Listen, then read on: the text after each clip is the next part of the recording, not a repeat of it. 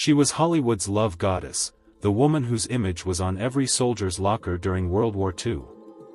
Then Rita Hayworth started forgetting her lines, missing appointments, behaving erratically. Hollywood called her difficult and unreliable. The truth was she had Alzheimer's disease, and the industry that made millions from her beauty abandoned her when she needed help most. Chapter 1: The Girl They Manufactured. Rita Hayworth wasn't born Rita Hayworth. She was Margarita Carmen Cancino, born in 1918 to Spanish dancers in Brooklyn. By age 12, she was performing in her father's dance act. By 14, she was dancing in Tijuana nightclubs, a child performing for adult audiences in venues that pushed every boundary. Her father Eduardo was controlling and abusive. He decided everything about Margarita's life: what she wore, who she talked to, where she performed. Some biographers have suggested the abuse went further than control, though Margarita never spoke about it publicly. What we know is that she was terrified of her father and desperate to escape him. Hollywood was that escape. A film executive saw her dancing in 1935 and offered her a contract with Fox Studios. She was 17 years old, relieved to get away from her father, and naive about what Hollywood would demand in return. Fox looked at Margarita Cancino and saw a problem: she was too ethnic. Her black hair, dark eyes, and Spanish features didn't fit the blonde, Anglo ideal of 1930s stardom. So they transformed her. They dyed her black hair auburn red. They subjected her to painful electrolysis to raise her hairline and make her forehead appear larger. They changed her name to Rita Hayworth, her mother's maiden name, stripped of its ethnic identity. The transformation was successful. Rita Hayworth looked like a glamorous American dream girl. Margarita Cancino disappeared completely. And the girl underneath both identities? She was lost somewhere between the manufactured image and the frightened child who'd never been allowed to be herself. Chapter 2: The Love Goddess Nobody Knew. By 1941, Rita Hayworth was a star. Blood and Sand made her a sensation. Then, You'll Never Get Rich, with Fred Astaire proved she could carry a musical. And finally, Gilda, in 1946 made her immortal. In Gilda, Rita played a femme fatale, sensual, dangerous, mysterious. Her performance of Put the Blame on Mame became iconic. A photo of her in a black satin nightgown became the most popular pin-up of World War II. Soldiers carried her image into battle. She was the love goddess, the fantasy every man wanted. But Rita hated that image. She famously said, "Men go to bed with Gilda, but wake up with me." The real Rita was shy, insecure, and uncomfortable with her sexuality. The love goddess was a performance, and it was exhausting to maintain. The studio controlled everything. Columbia Pictures owned her contract, and studio head Harry Cohn treated her like property. He decided her roles, her public appearances, her relationships. When Rita wanted to refuse a role or take time off, Cohn threatened to destroy her career. Off-screen, Rita was searching for something the love goddess image couldn't provide: real love, stability, someone who saw Margarita instead of Rita. She married 5 times, always looking for that connection. But each marriage followed the same pattern: initial happiness, followed by her husband's jealousy of her fame, followed by divorce. Chapter 3: The Marriages That Couldn't Save Her. Rita's first marriage was to Edward Judson, a businessman 22 years older than her. She was 18. He became her manager, controlling her career and her money. When she finally escaped him in 1942, she had no savings despite being a movie star. He'd taken everything. Her second marriage was to Orson Welles in 1943. Welles was brilliant but self-absorbed. He used Rita's money to finance his films, then cast her in roles designed to destroy her glamorous image. The lady from Shanghai cut and dyed her famous hair, making her unrecognizable. Welles thought he was freeing her from the love goddess trap. Rita felt like he was destroying the only thing that gave her value. Marriage 3 was Prince Ali Khan in 1949. A real prince, the son of the Aga Khan, one of the world's richest men. Rita thought she was finally escaping Hollywood, becoming a princess, finding happiness. Instead, she found herself trapped in a different cage. The prince had affairs. His family disapproved of her Hollywood past. She was isolated, lonely, and still playing a role, this time, the role of a perfect princess. Marriage 4 was Dick Haymes, a singer whose career was failing. He saw Rita as a meal ticket. She saw him as someone who needed her, finally, someone who wasn't threatened by her success. But Haymes was abusive, alcoholic, and financially destructive. The marriage lasted barely a year. Marriage 5 was James Hill, a producer. By then, Rita was 40 years old, tired, and just looking for companionship. But Hill couldn't handle her increasingly erratic behavior, the forgotten appointments, the confusion, the mood swings that nobody understood yet. Chapter 4, When the Symptoms Started. In the early 1960s, people who worked with Rita Hayworth started noticing changes. She'd forget her lines, not occasionally, but constantly. She'd show up to sets hours late, confused about where she was supposed to be. She'd repeat herself in conversations, forgetting what she'd just said. Hollywood called her drunk, difficult, washed up, unreliable. Gossip columnists wrote about her bizarre behavior. Directors complained she was impossible to work with. Studios stopped hiring her. The truth was Rita Hayworth was developing early-onset Alzheimer's disease. But in the 1960s, Alzheimer's wasn't well understood. Most people thought it only affected elderly people. A woman in her 40s showing symptoms? Hollywood assumed it was alcohol, drugs, or mental illness. Rita tried to explain that something was wrong. But how do you explain that your memory is disappearing? That you're losing time? That the woman everyone recognizes as Rita Hayworth is fading away, and you can't stop it? Nobody listened. Studios canceled her contracts. Her friends stopped calling. Her last husband divorced her in 1961. At 43 years old, Rita Hayworth was alone, confused, and abandoned by an industry that had made millions from her image. Chapter 5, The Daughter Who Fought Alone. Rita's daughter Yasmin Aga Khan, from her marriage to Prince Ali Khan, was the only person who understood something was seriously wrong.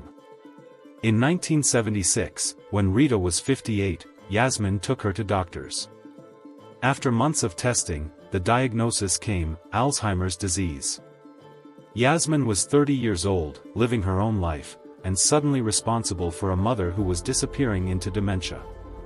She had two choices: put Rita in an institution, or care for her at home. She chose to care for her. But it was devastating. Rita didn't always recognize her daughter. She'd have violent outbursts. She'd wander out of the house and get lost. The woman who'd been the love goddess, sophisticated, glamorous, desired, was now confused, frightened, and unable to care for herself. And Hollywood? Silent. The studios that had profited from Rita's film said nothing. The actors who'd worked with her disappeared. The fans who'd carried her image in their wallets during the war forgot she was still alive. Yasmin was angry. Her mother had given everything to Hollywood: her childhood, her identity, her sanity.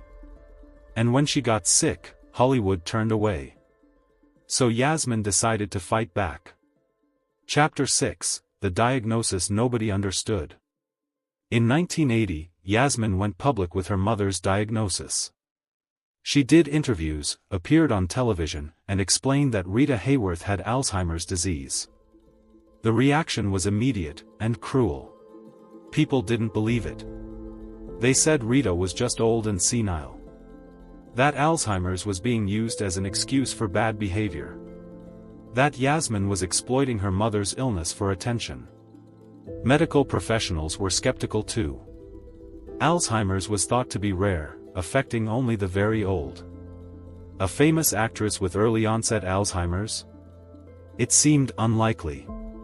Some doctors suggested Rita's symptoms were from alcoholism or psychiatric issues, not neurological disease.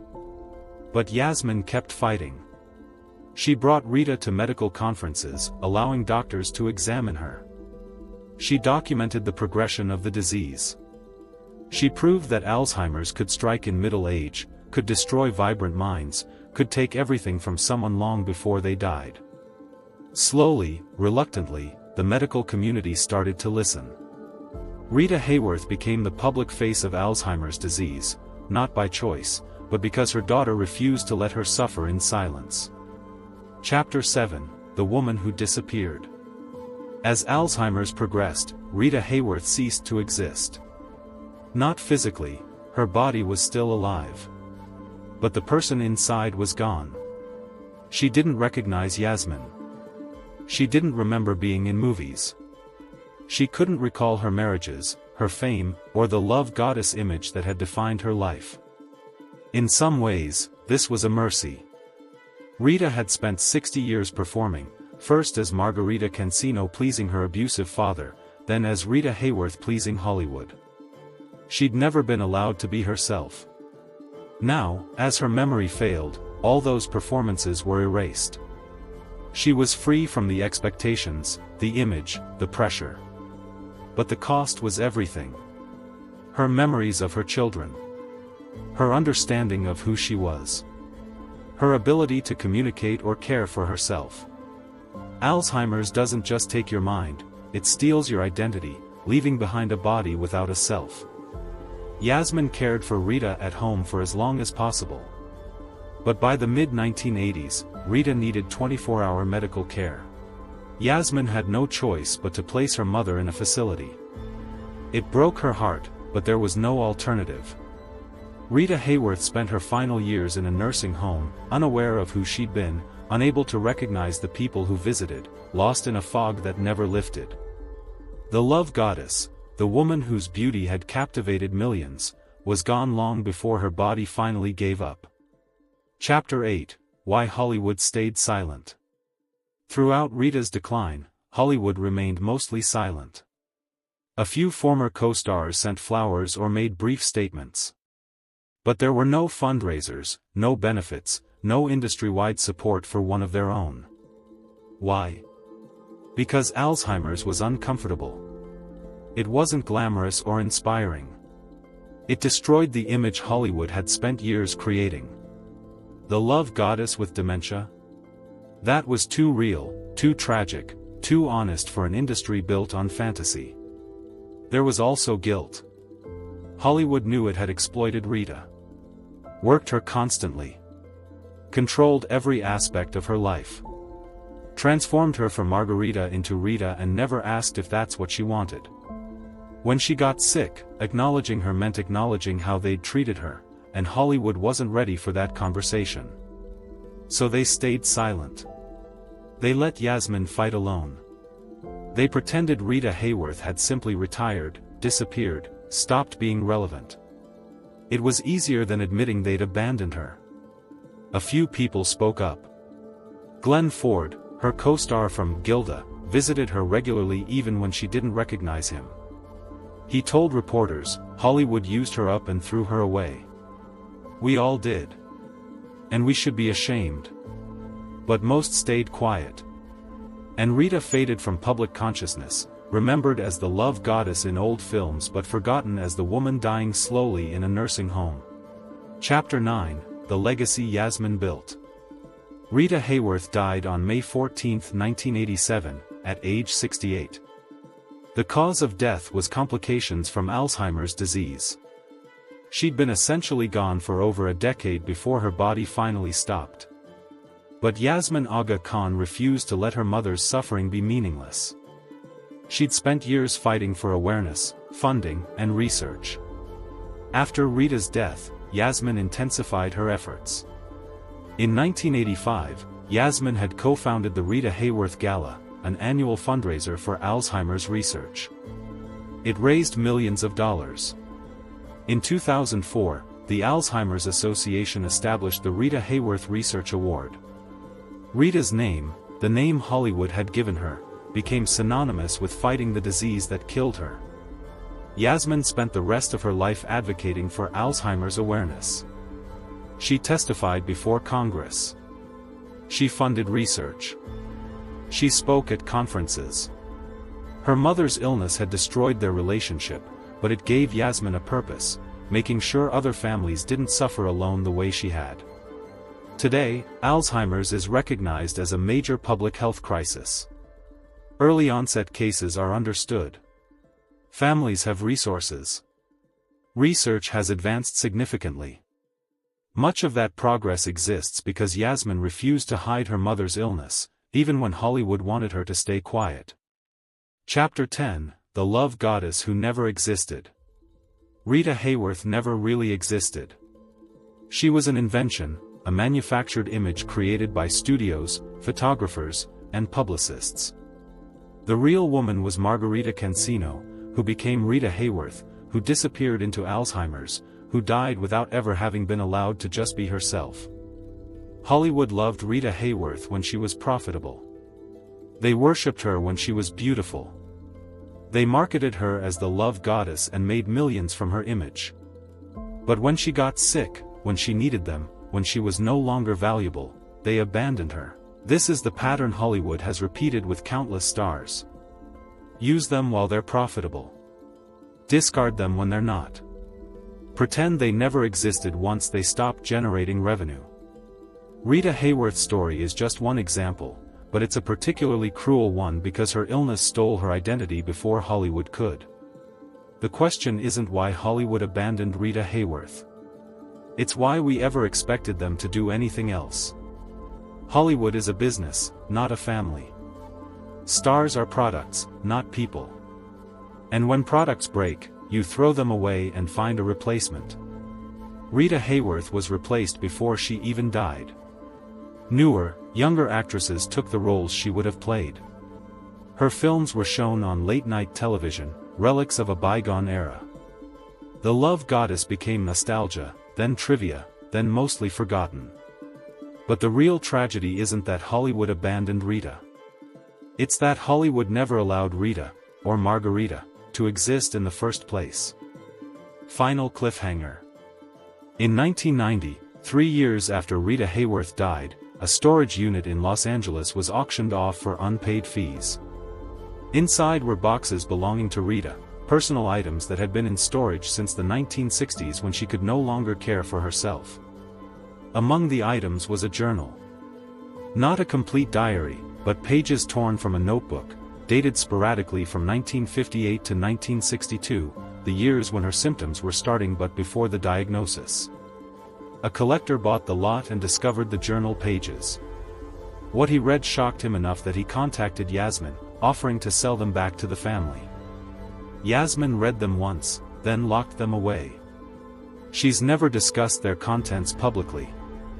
But in 2019, a researcher studying Rita's life was granted access to the journal pages for a biography. The researcher included a few excerpts with Yasmin's permission.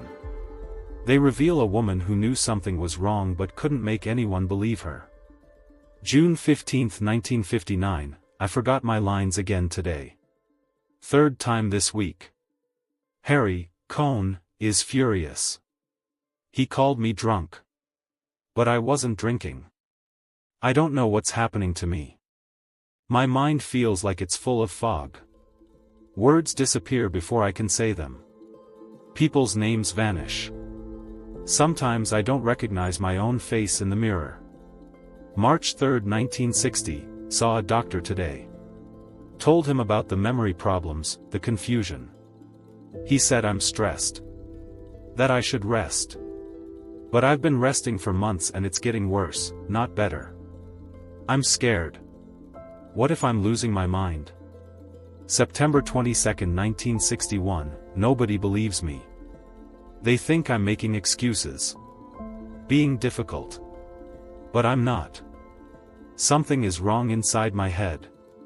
I can feel myself disappearing. I don't know how much longer I can pretend everything is fine. The journal pages end in 1962. After that, Rita's symptoms became too severe for her to write coherently. The pages that remain are heartbreaking, a woman desperately trying to communicate that she needs help, and nobody listening. Yasmin has never released the complete journal. She's said, "My mother's private thoughts should remain private. But I wanted people to know that she tried to tell them. She tried to explain something was wrong. And Hollywood ignored her because it was easier than believing that the love goddess could be sick." How many more pages are there? What else did Rita write about Hollywood, her marriages, her life? Did she document suspicions about what was happening to her? Did she accuse anyone of ignoring obvious symptoms because addressing them would be inconvenient? The answers exist in Yasmin's private archives. And they'll likely stay there, protected, hidden, just like Rita herself was hidden away when she became too difficult to look at. Hollywood abandoned Rita Hayworth when she needed help. But maybe worse than abandonment was the years before, when she was crying for help and they simply refused to hear her because the love goddess wasn't supposed to be sick, confused, or human.